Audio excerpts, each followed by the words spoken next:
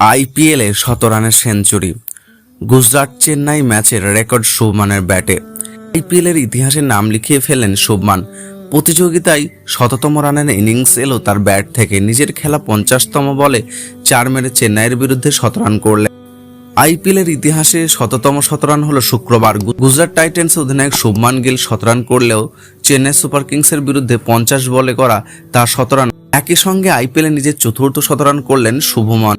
আইপিএলে প্লে অফে ওঠার আশা বাঁচিয়ে রাখার জন্য জিততে হবে। এই পরিস্থিতিতে চেন্নাইয়ের বিরুদ্ধে খেলতে নামে গুজরাট শুভমানদের মারিয়া ক্রিকেট উপহার দিল জোড়া ১৭ রান। দুই ওপেনার শুভমান এবং সাই সুদর্শনের ব্যাট থেকে এলো ১৭ রানের ইনিংস। একটা সময় দুজনেই ৪৮ বলে ৯৬ রান তুলেছিলেন। তবে আগে ১৭ রান পূর্ণ করেন গুজরাটের অধিনায়ক।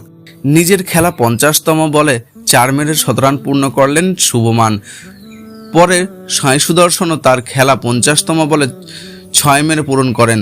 তবে আইপিএলের ইতিহাসে নাম লিখিয়েছেন শুভমান। তার ১০০তম আইপিএল ইতিহাসে ১০০তম, অর্থাৎ আগে আরও ১৯টি ১৭ রানের ইনিংস খেলেছে আইপিএল। আসন্ন টি-২০ বিশ্বকাপের দলে সুযোগ পাননি শুভমান।